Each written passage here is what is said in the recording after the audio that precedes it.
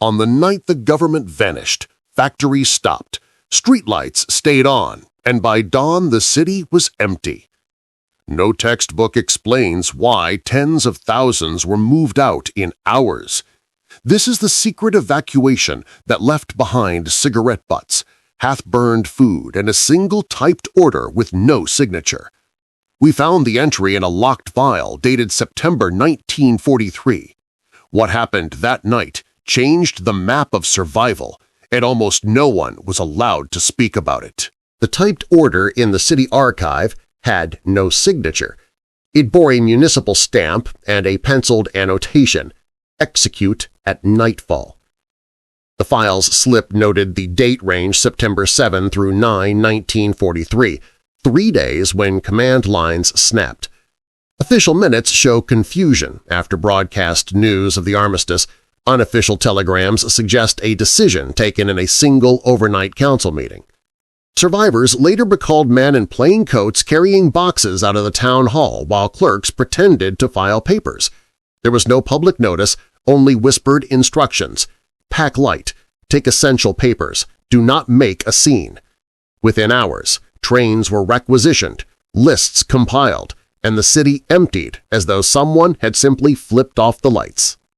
In the dead hours, the central station became a machine of silence. Porters moved shrouded cargo, not traits, but living people. Mothers with blankets, elderly men with metal lunchboxes, a few soldiers carrying nothing but a folded map. No destination was announced on the boards. Departure times were punched directly into little black logbooks. A station master signed his name and later burned his copy. Eyewitness diaries, dated by penstroke, describe locomotive whistles cut low so German reconnaissance planes wouldn't triangulate. The city's official transport records show a spike in empty carriage movements at 2 o'clock on September 8, 1943, consistent with mass nocturnal transfers rather than routine relocation. The factories were a vital clue. In one foundry, the workboards were still marked with shift assignments, a tool hung on a peg like a fossilized hand. Managers later testified that orders came from a single military liaison: keep machines idle, preserve fuel, prepare transportable assets. Canvas sacks labeled with chemical names were slung onto trucks and driven into the night. Workers later hid small machinery parts under floorboards rather than hand them over. An internal memo stamped "Confidential" reads, "Selective withdrawal of civilians and non-strategic industrial personnel to remote satellite centers," language meant to disguise the reality, an abrupt, preemptive clearing that left the city's heartbeat missing. Not all uniformed men knew why they were there. Patrols were ordered to maintain public order, but many were young conscripts instructed to look like authority without explanation. At checkpoints, civilians with city ID were waved through, but when foreign reporters tried to enter, they were turned away with taut smiles and fabricated stories about civil defense exercises. Intercepted radio logs later revealed coded phrases, "clear the harbor," broadcast only once. That secrecy bred rumor that the evacuation served a deeper military need, or that it was to protect the population from an impending aerial campaign, or both. For city residents, the militarized hush felt like the final scene of a play they had not auditioned for. People didn't leave everything. In parks and tram shelters, volunteers found hastily scrawled notes, addresses, names of relatives, and sometimes tiny sketches: a child's crayon house, a mother's prayer. One letter retrieved from a fountain read, "We leave tonight. If I do not return, burn this." These fragments became the human ledger of the evacuation. They told names the official lists overlooked and revealed a pattern. Families were split according to ability to travel and perceived usefulness to labor quotas. The archives later cataloged these notes as personal effects, unclaimed. But each one whispers a story of a midnight goodbye that official files declare efficient and impersonal. At the waterfront, small freighters and coastal steamers loomed like patient whales. Cargo manifests list parcels marked civilian transport, but manifest handwriting veers into military shorthand. Captains later recounted being boarded by officers who refused to give destination coordinates, handing them sealed envelopes and curt orders. Men who worked the docks hid a child behind coal sacks, then rowed him into the hull as the gangplank rose. A harbor ledger shows ship movements clustered between September 8th-10th, 1943, a narrow window when coastal evacuation could be completed before enemy eyes mapped the exits. Today, the koi boards are plaques and quiet. Then they were last-minute arteries of escape. Not everyone left. Hospitals kept the gravely ill. Prisoners remained. Some refused to go, fearing lost property or ashamed to leave. Elderly citizens who could not physically move were carried to community halls and given blankets. A municipal registry lists categories: evacuated, unable to move, refused. That last column tells of pride and despair. Those who thought the evacuation temporary, those who trusted the wrong address for transport, those who believed they'd be safer at home. When the city reopened its doors months later, the left behind were the ones who told the true symmetry of loss. They could name neighbors who vanished overnight and recall the exact pattern of empty crockery on kitchen tables. Dawn after the evacuation felt unnatural. Birds sang in blocked cadence, bakery ovens still warm, but no one queued for bread. City maps drawn in the days after carry annotations, zones cleared, assets prioritized, and a single line written in pencil on page 7, retain municipal facade, maintain order. The facade went up, forms filled, public services reported normal, while beneath the surface the social fabric had been rewoven elsewhere. The first morning showed the visible residue: scattered shoes, a milk bottle on a windowsill, a child's toy on a tram seat. For anyone who arrived later to study the scene, it was as if the city had been abandoned not by catastrophe, but by a bureaucratic decision. And that is precisely what the files hide. The city's expulsion did not follow the obvious arteries.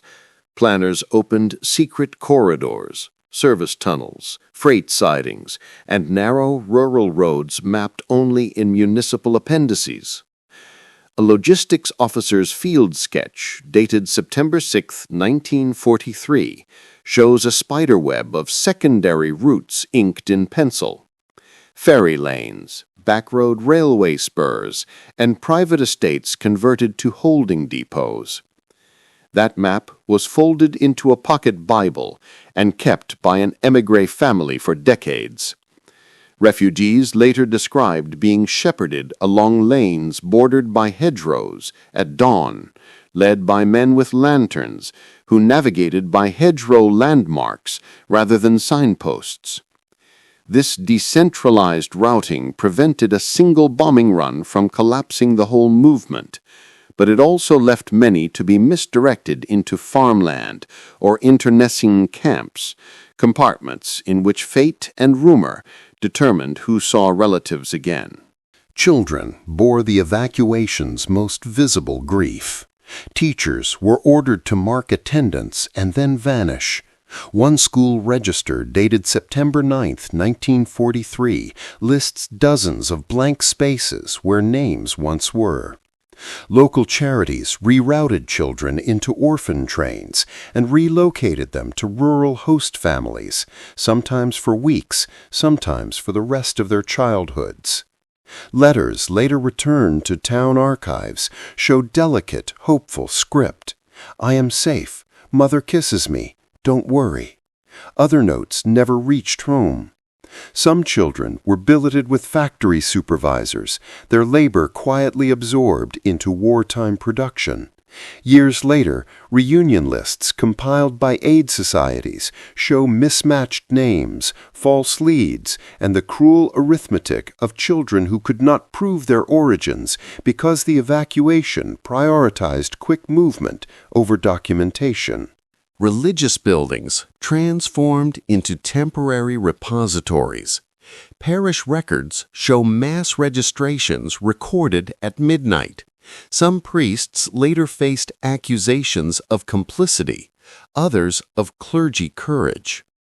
A ledger from St. Anselm's lists hours of intake between September 8th to 11th, 1943, with columns for women, children, and medical needs. Confessions and sermons took on a coded vocabulary. We must care for our neighbors in hidden ways. In some districts, clergy used their networks to smuggle families past checkpoints. In others, church halls became sorting centers where officials screened people for vital labor.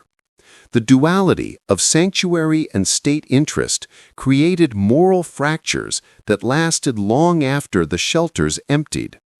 Parishioners who stayed behind carried both gratitude for refuge and bitter memory of decisions that split congregations by usefulness. A swift media blackout masked the scope of the operation. Newspapers printed official notices about civil defense drills. The blank column, a strip of unprinted text found in several morning papers, was the chosen euphemism for absence. Press offices received terse messages, publish normalcy. Local editors who tried to print eyewitness accounts were visited by plainclothes men who requested courtesy. An intercepted telegraph from a provincial press bureau to the capital, dated September 10, 1943, reads, "Hold headlines. Civilians relocated. Do not alarm." For readers, the paper's steady typeface created a false calm. For historians, the printed silences are telling. They reveal not only censorship's handshake with bureaucracy, but also the state's reliance on seeming normality to prevent panic and to obscure forced geographic engineering. Not all movement was top-down. Grassroots networks risked reprisals to hide families or reroute trains. Resistance cells used laundries, bakeries, and black market networks to forge passes. One documented cell, later called the Hearth Group in resistance accounts, operated from August 1943 onward, preparing safe houses for the arriving exodus. Their notebooks, smuggled out and preserved, detailed techniques, forged stamps, seized station logs, and safe houses named by code. Theirs was a theater of small gestures that multiplied into survival. A baker's oven used to hide ration tokens, a cobbler's back room as a document forge. These acts didn't make headlines, they left fingerprints on family trees. Foreign missions watched with bureaucratic bewilderment. Consular cables to neutral capitals recorded incomplete accounts. Mass nocturnal movement, details unclear. Some diplomats petitioned for visas for refugees. Others were rebuffed. A consul's report dated September 12, 1943, notes the oddity of official denials paired with visible emptiness in city wards. International aid societies tried to intercede, but their appeals hit closed doors or were routed through layers of red tape. Years later, Cross-reference telegraphs show that while some embassies quietly processed transit papers, others prioritized nationals' evacuation, leaving local populations more exposed. These diplomatic footnotes help reconstruct routes and timelines, but they also underscore how geopolitics shaped who was prioritized when the city emptied. The immediate economic reverberations were brutal. Market ledgers show sudden price spikes for certain staples in the days after the evacuation: sugar, coal, and lamp oil. Supply wagons were repurposed to move people and essential municipal archives. Invoices and ration sheets found in a burned warehouse list diverted consignments. Business owners later sued for losses. Many claims were denied as wartime exigency. Factories that retained skeleton crews were ordered to operate at reduced capacity, a directive recorded in an industrial circular stamped "Urgent" on September 11, 1943. The result was a compressed economy in which black markets flourished, patronage networks expanded, and ordinary livelihoods were restructured around the wartime geography the evacuation created. The story's reconstruction hinged on documents someone should have destroyed. In 1978, an archivist cataloging a municipal official's estate found a locked desk and, inside, a bundle of yellowed notes, route lists, unsigned orders, and a single personal letter asking forgiveness for decisions made under duress. That bundle became the hinge of public inquiry. It explained how political calculus, fear of bombardment, and local collaboration produced a sudden depopulation that masqueraded as orderly evacuation. The files also show debate, dissenting memos pleading for transparency, which were suppressed. The leak forced a reckoning. The event was not a singular act, but a policy with human consequences, and the files proved someone had known the truth even as the city pretended not to. In January 1944, a municipal inquiry convened behind closed doors. Citizens petitioned for answers. The council produced sanitized minutes and redacted testimonies. What survived the public record was thin, a short communiqué that the evacuation had been prudent and necessary to protect critical infrastructure. Under the table, lawyers exchanged longer transcriptions, accounts of coercion, of lists amended at night, of pressure placed on clerks to alter headings. Witnesses who tried to speak openly reported intimidation. A single journalist printed fragments and was later blacklisted from municipal reporting.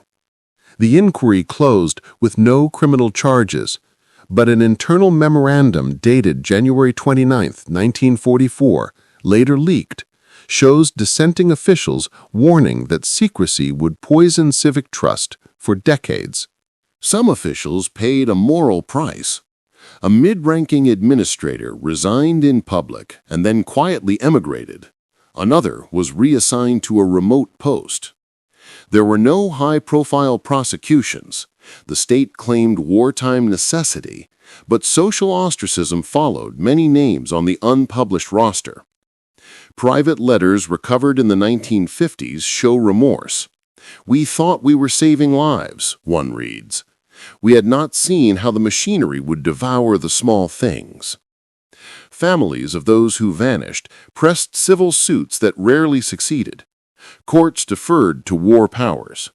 The moral trials continued in kitchens and parish halls, where survivors argued whether those who ordered the clearance were collaborators or guardians trying to keep people alive.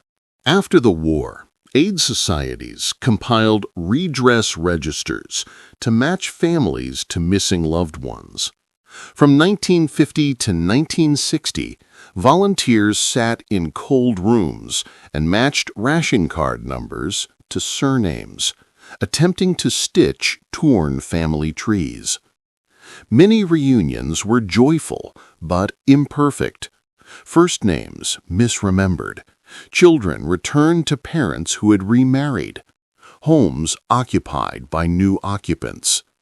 Some registers list unidentified for decades. These pages reveal small triumphs. A sister found her brother after 13 years. A child discovered a grandmother's photograph folded inside a coat. The redress lists are bureaucratic and intimate at once. Spreadsheets of grief with handwritten margins that read like postcards to the dead. In some neighborhoods, the evacuation was later commemorated by airy plaques and modest monuments, phrases carefully neutral, for those uprooted in wartime. The language of these memorials balances recognition with ambiguity. A city council resolution in 1963 authorized installations that acknowledged suffering but avoided naming culpability. For families, the plaques were bittersweet. They offered a place to grieve publicly, but also papered over specific wrongs with conciliatory stone. Cultural memory thus split.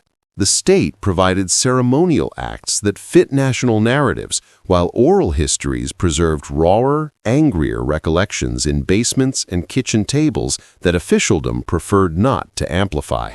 From the 1970s onward, grassroots historians began to tape interviews, brittle voices describing midnight trains and hidden pockets of bread. The tapes, many recorded on battered reel-to-reel machines, captured details absent from formal records. Lullabies hummed on trains, the smell of diesel in shelter halls, the exact cadence of a conductor's whistle.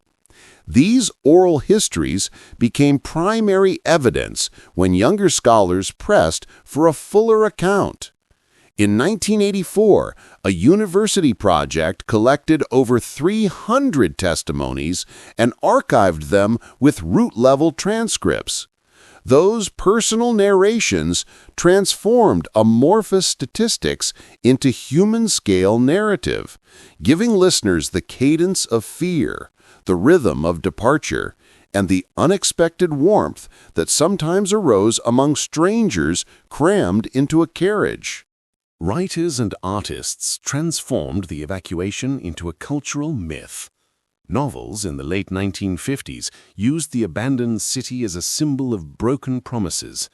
Playwrights staged fractured family reunions that echoed municipal silence.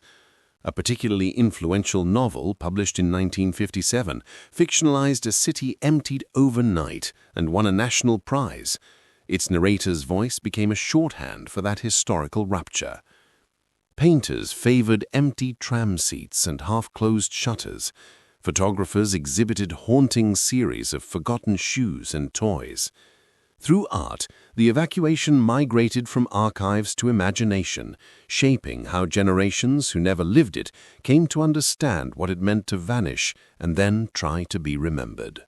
The 1978 discovery, that locked desk in the estate, reignited attention. Public outcry forced a fresh review of municipal procedures. A televised documentary broadcast in 1979 showed the brittle orders and read aloud names long consigned to the margins. Families demanded apologies. The city council issued a statement offering condolences and a limited compensation fund.